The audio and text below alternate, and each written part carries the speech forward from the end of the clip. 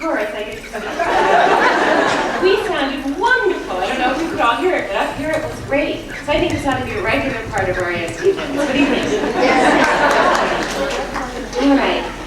Now what I'd like to say today is going to be relatively brief, and so you have to pick and choose. I'm not going to talk about sexual abuse except when I can't help it. Mostly I'm not, because we've been doing a lot of that. And the work of Johanna King, Marion Petty, Kathy Maliski, and another name I'm not remembering, what's her name, who's been here a lot. Anyway, Carol Warner. That's right, Carol Walker and Warner, and the one who's working with you, Jackie Sheehan. Jackie Sheehan. There's wonderful work being done now on sexual abuse and dreams, and I in no way want to say this is unimportant. It's probably the most important thing to deal with in our dream work and our psychotherapy situations. But if I do that, that's what we'll be doing today. I want to talk about the sunny side of sexual dreams, because we're going to have some fun with this, if you let me. Now, one little comment. I've really been trying to get a lot of comments from dreamers about their sexual dreams. I have a practice where I do nothing but listen to dreams for 20 years. I don't do any psychotherapy. I refer people out for that.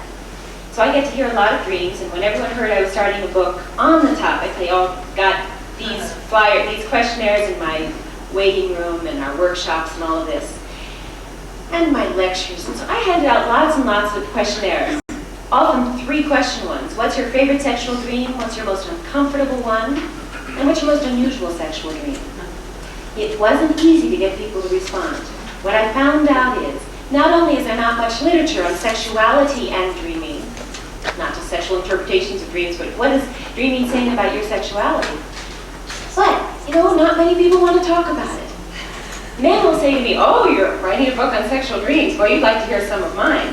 Or if they just hear I do sexual dreams, or just dreams in general, oh, you'd like to hear some of my dreams, and they mean sexual.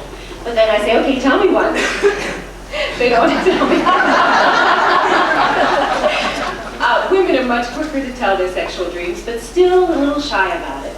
And in longitudinal dream accounts, where you look at 5 or 6 years of somebody's dream journals, you might find very few sexual dreams. But if you ask some people, do you write down all your sexual dreams? Even therapists say to me, are you kidding?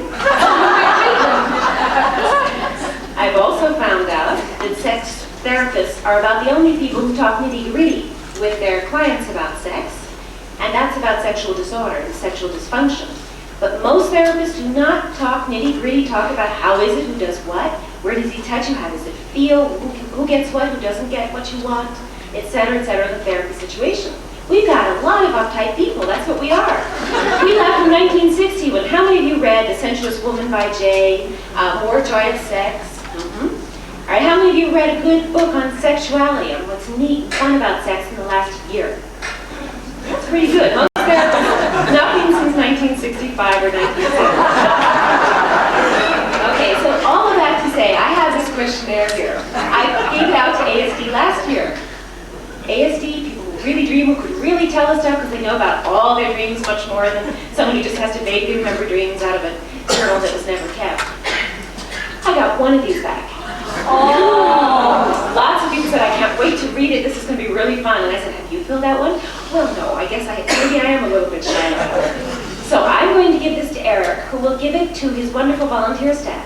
Anybody who wants a copy can have one. And if you send it to me, I have my address here. I'll be very, very happy. You will learn a lot about your own sexual dreaming if you fill out this questionnaire. And if you don't send it to me, you still learn a lot. But if you send it, I'll be just delighted. Okay? So that's a sexual questionnaire. Where's Eric? Well, Eric, here's this, okay? So I'll just put it here. So we'll give it to somebody. All right, moving right along. How come? Why should we do this anyway, besides the fact that we know it's fun to talk about sexual dreams? As long as we keep sex in the closet, and it's not okay to talk about sex, we're going to have a lot more sexual abuse. We're going to have a lot more discomfort in our sexual lives, and a lot of people, as I drive, my commute a couple times a week is across the Golden Gate Bridge in San Francisco. And since I've been doing this work, I think, most of these people behind the wheel aren't having very much fun in bed. Life is pretty boring, and they're wishing they were having affairs, because that can be exciting for a short time. And you can just see, people's faces, they're not having a lot of fun.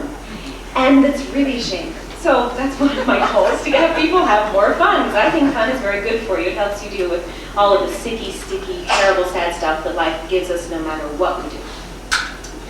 I think if you have sexual dreams, you will learn to talk about sex because the dream's already made. So it gives you an impetus to start the talking. They're curious, they're interesting. So why not?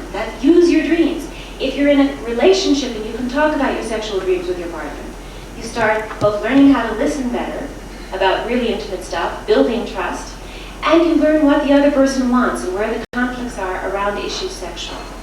Now, when I speak about sexual dreams, I'm going to use a broad perspective. Any dream that has to do with something sexual for you, which might have to do with relationship issues, needless to say. But we have dreams that have apparently no obvious sexual imagery, such as I was driving my wife's car and the taillights went out, so I had to pull the car over to the side and figure out how to light up these taillights so the car wouldn't get rear-ended. And so I was figuring out how to do this, and then finally I figured out if I got under the hood, and if I wiggled here and I wiggled there, and then I turned the crank a little bit more, and then I got back in here and I wiggled some more. It took a long time. And I couldn't figure it out.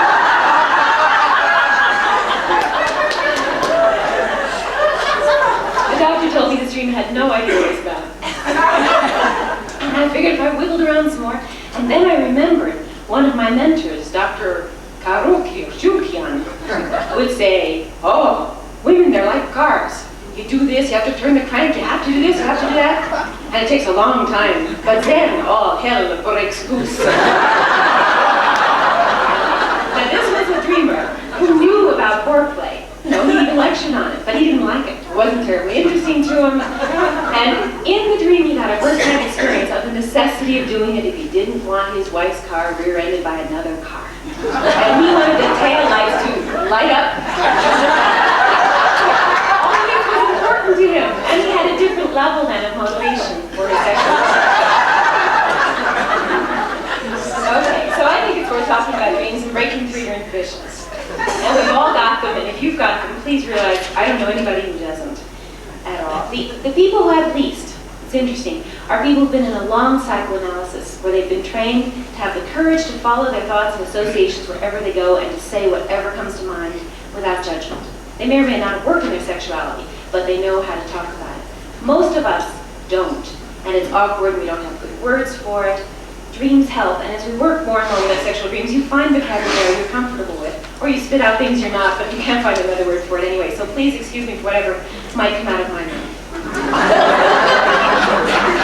Let me talk for a minute about men's and women's favorite sexual dreams. I've been talking to a lot of single groups lately, and the title of the talk has been Women's Sexual Dreams and What Men Need to Know About Them. Brings in lots of men so the single women can meet them. I don't think I'll have to talk about their sexual dreams, and I wouldn't be mentioning theirs, of course I do. Women will say, my favorite sexual dreams are dreams in which I'm with a great lover, a man who takes his time, who's romantic, who cares about me, who's turned on by turning me on. Not a man who's trying to show that he's a stud with foreplay, or a man who's trying to meet my demands, or who's doing me a favor. No, he likes doing it. And so there's a real intimate, trusting, wonderful time to spend together. And that's the sort of quality most women will say are the most appealing, unconflicted sexual dreams. Whereas men tend to say, well, let's see, I'm usually with a woman who's totally uninhibited, she'll do anything, and she's very, very excited. And she's very accessible, that's another key point. She's got to be accessible and willing to do anything. Now, I've never heard a woman say to me, my favorite sexual dream is one in which I have a man who's willing to do anything. That's sort of taken for granted by most women.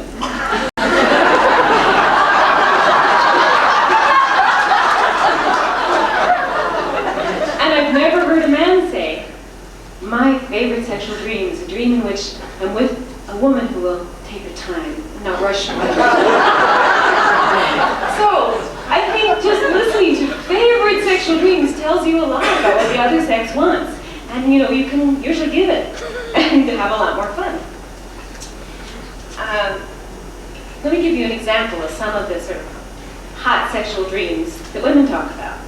I'm with my old lover, we're in this lace bedroom, things are beautiful, he's just totally with me, I can feel his whole body against mine.